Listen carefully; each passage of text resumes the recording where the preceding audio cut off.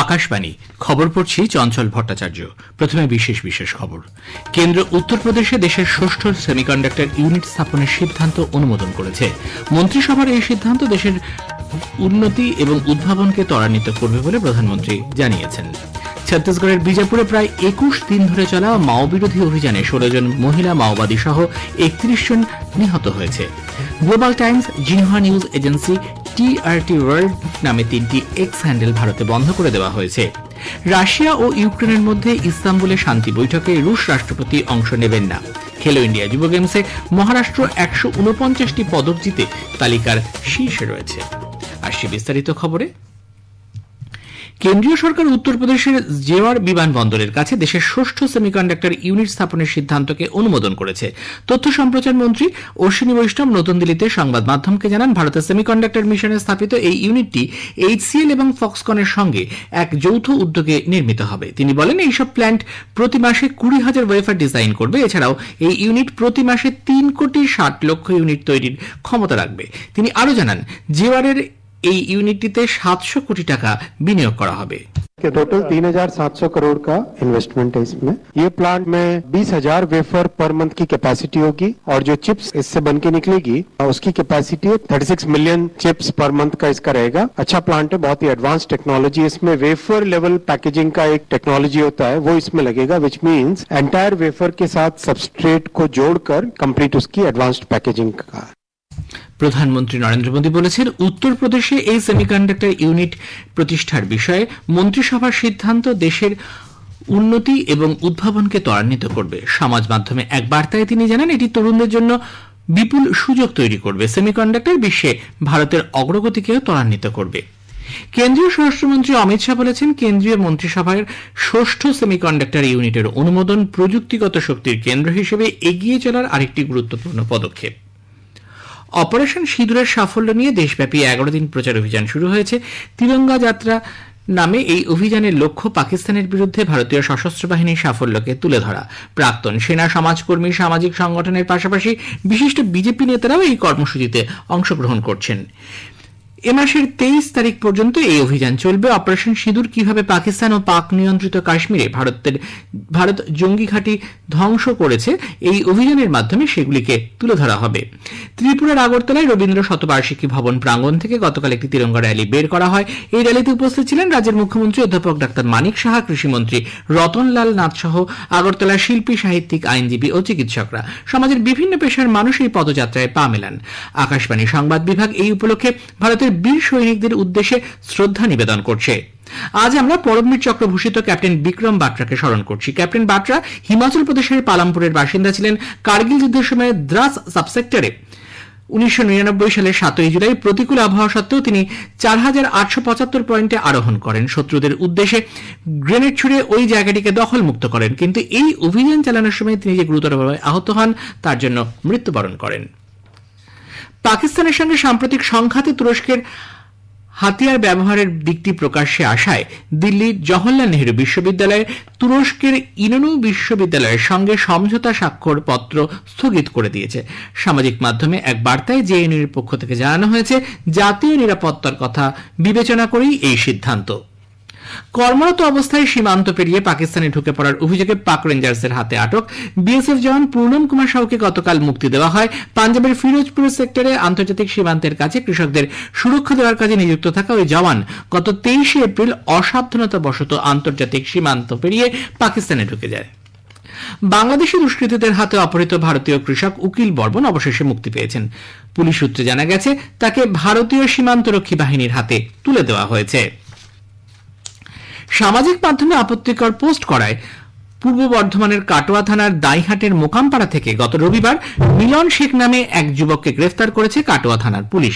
Police সূত্রের খবর, অভিযুক্তের বিরুদ্ধে দেশদ্রোহিতা, দেশ ও রাষ্ট্রবিরোধী উস্কানিমূলক মন্তব্য করা সহ বিভিন্ন ধারায় মামলা রুজু করা হয়েছে।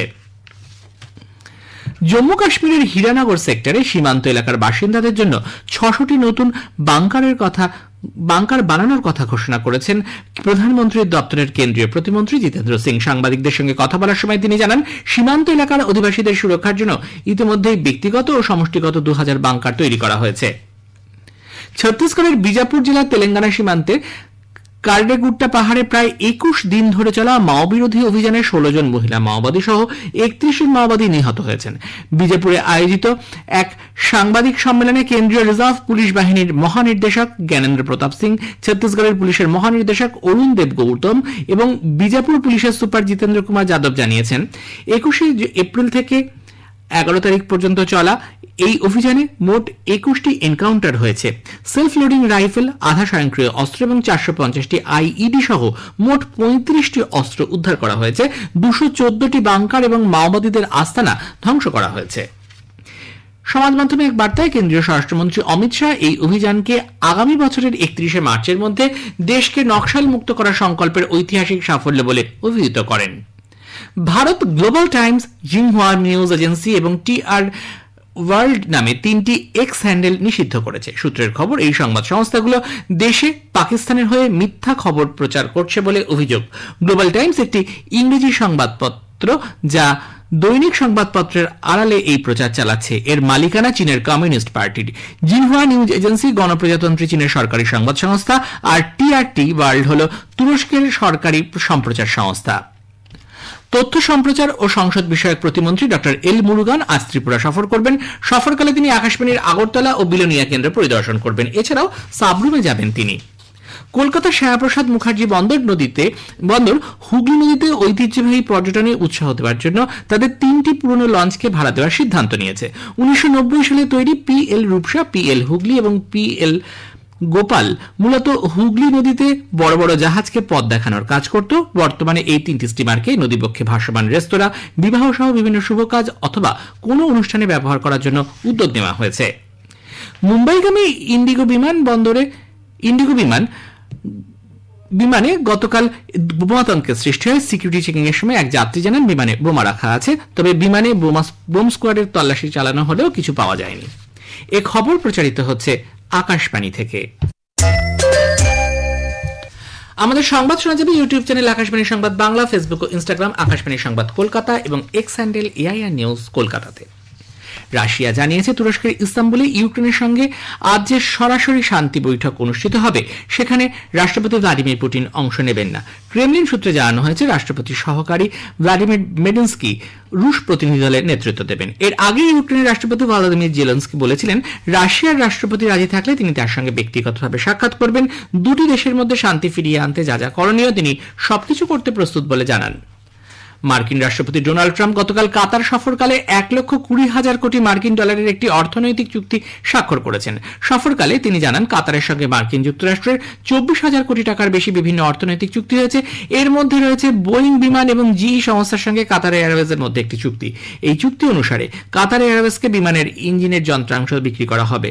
ট্রাম্প গতকাল সৌদি আরবের রাজধানী রিয়াদে উপসাগরীয় সহযোগিতা পরিষদ এবং মার্কিন যুক্তরাষ্ট্রের মধ্যে অনুষ্ঠিত শীর্ষ সম্মেলনে অংশগ্রহণ করেন। এই অঞ্চলের সঙ্গে মার্কিন যুক্তরাষ্ট্রের কৌশলগত অংশীদারিত্ব আরো শক্তিশালী হবে বলে তার অভিমত। আঞ্চলিক নিরাপত্তা, গোয়েন্দা তথ্য আদান প্রদান এবং সুস্থায়ী উন্নয়ন নিয়ে এই সম্মেলনে আলোচনা হয়েছে। সম্মেলনের ফাঁকে তিনি সিরিয়ার অন্তর্বর্তী রাষ্ট্রপতি এবং ইসলামপন্থী বিদ্রোহী গোষ্ঠীর নেতা আহমেদ আল সারার সঙ্গে সাক্ষাৎ করেন। আজ মার্কিন রাষ্ট্রপতি সংযুক্ত আরব আমিরশাহী সফর করবেন। অরুণাচল প্রদেশের অভ্যন্তরে কিছু জায়গার নতুন নামকরণে চীনের অবাঞ্ছিত প্রচেষ্টাকে ভারত খারিজ করে দিয়েছে। ভারতের বিদেশ মন্ত্রকের মুখপাত্র রণধীর জয়সওয়াল সাংবাদিকদের জানান, চীনের এই কাজ ভারতের কাছে আদৌ গ্রহণযোগ্য নয়। আর এবার খেলো ইন্ডিয়ার খবর। खेलेगा खेलेगा मेरा इंडिया, जीतेगा जीतेगा मेरा इंडिया, खेलेगा खेलेगा मेरा খেলো ইন্ডিয়া যুব গেমসের নতুন দিল্লির অংশ গতকাল ইন্দিরা গান্ধী ইন্ডোর স্টেডিয়ামে জিমন্যাস্টিক্সের ফাইনালের মধ্য দিয়ে শেষ হয়েছে। এবছর নতুন দিল্লি শুটিং, সাইক্লিং এবং জিমন্যাস্টিক ইভেন্টের আয়োজন করেছিল। বাকি প্রতিযোগিতাগুলো বিহারে হয়। জিমন্যাস্টিক ইভেন্টের শেষ দিনে উত্তরপ্রদেশের হর্ষিত ডি এবং তেলেঙ্গানার নিশিকা আগরওয়াল সেরা পারফরম্যান্স হিসেবে উঠে এসেছেন। বিহারের অংশে আজ এই প্রতিযোগিতা শেষ হবে। বিহারের 5টি শহর পাটনা, রাজগীর, গয়া, ভাগলপুর এবং বেগুসরাইতে বিভিন্ন ইভেন্টে প্রতিযোগীরা তাদের ক্রীড়া নৈপুণ্য প্রদর্শন করেছেন। মহারাষ্ট্র, 56টি সোনাসহ মোট 149টি পদক জিতে তালিকার শীর্ষে রয়েছে হরিয়ানা। 35টি সোনা জিতে রয়েছে দ্বিতীয় স্থানে, রাজস্থান আছে তৃতীয় স্থানে। 10টি সোনাসহ মোট 25টি পদক জিতে আসাম একাদশ স্থান দখল করেছে। পশ্চিমবঙ্গ 1টি সোনা, 11টি রূপো এবং 4টি ব্রোঞ্জ পেয়েছে। রাজ্যভিত্তিক তালিকায় পশ্চিমবঙ্গের স্থান 22, 2টি ব্রোঞ্জ জিতে ত্রিপুরা 29 এবং 1টি ব্রোঞ্জ জিতে আন্দামান 31তম স্থানে আছে।